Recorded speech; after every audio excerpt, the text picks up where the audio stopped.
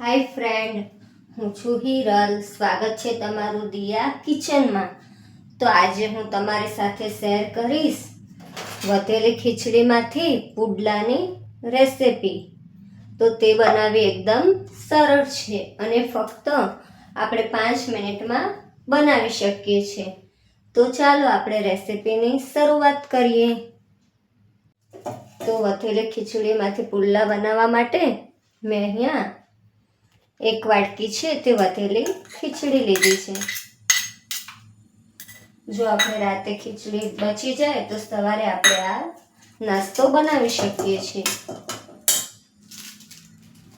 હવે આમાં હું થોડા ચીલી ફ્લેક્સ એડ કરીશ.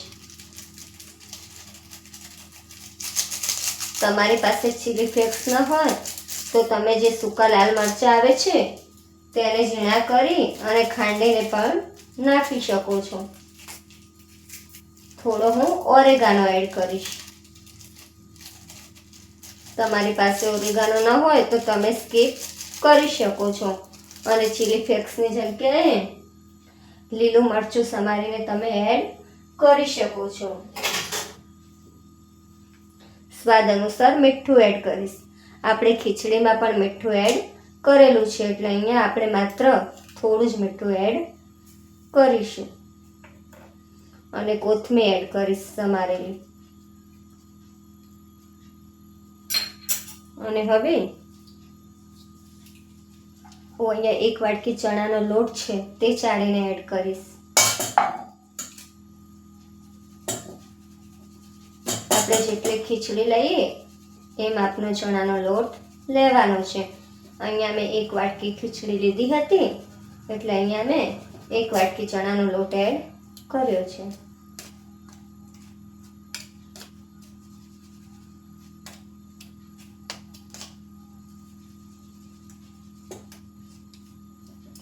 ચણાનો લોટ છે તે આપણે ચાળીને જ એડ કરવાનો છે તેથી તેમાં બેટરમાં કોઈ લમ્સ ન રહે.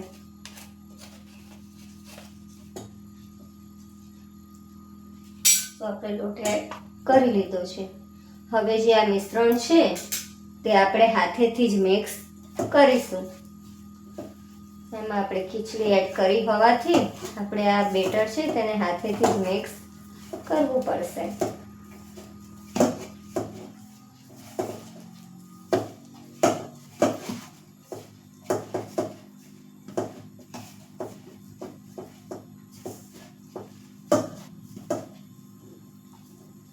થોડું મિક્સ કર્યા પછી હવે આપણે આમાં થોડા બેઝિક મસાલા એડ કરી લેશું.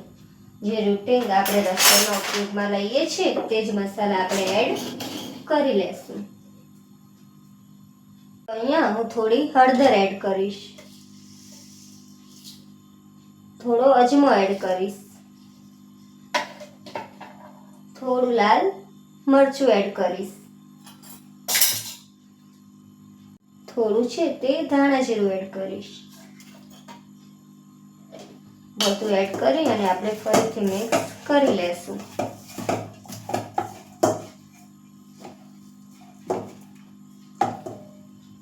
અને હવે આપણે થોડું થોડું પાણી એડ કરતા જઈએ અને તેનું બેટર તૈયાર કરી લેશું.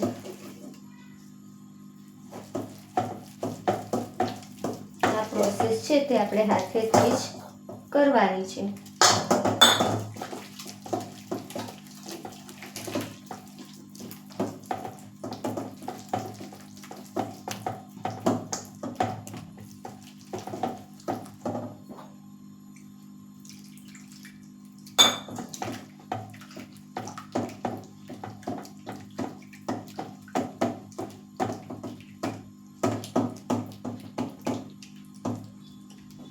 આપણે લમ્સ ન રહી જાય એ રીતે બેટર તૈયાર કરી લેશું.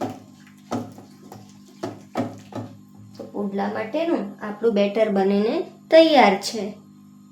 તો હવે આપણે ગેસ ચાલુ કરી લેશું અને તેના પર એક નોનસ્ટિક તવી રાખી દેશું.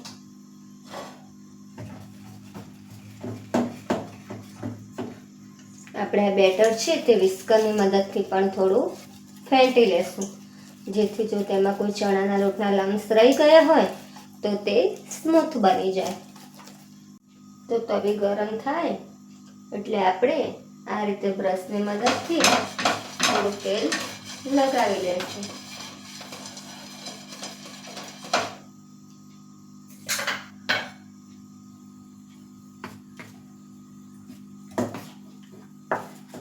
અને બેટર છે તે પાથરી લેશું.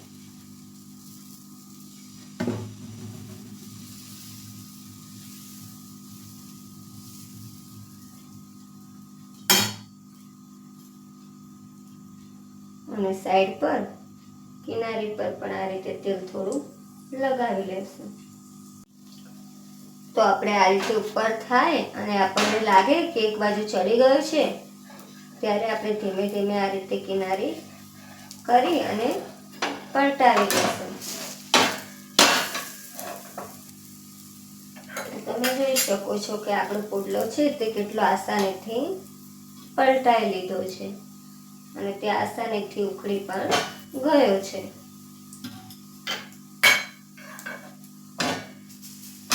હવે આપણે તેને બીજી બાજુથી પણ ચડવા દેશું. તો આપણે આ બાજુથી બરાબર ચડી જાય એટલે આપણે પલટાવી અને આ બાજુથી પણ થોડો ક્રિસ્પી કરી લેશું. તો આપણો પુડલો છે તે બંને બાજુથી ચડી ગયો છે. હવે આપણે તેને લઈ લેશું અને બીજો ચીલ્લો છે એ પણ એવી રીતે તૈયાર કરી લેશું. તો બીજો ચીલ્લો છે તે પણ આપણે તે જ રીતે બનાવી લીધો છે.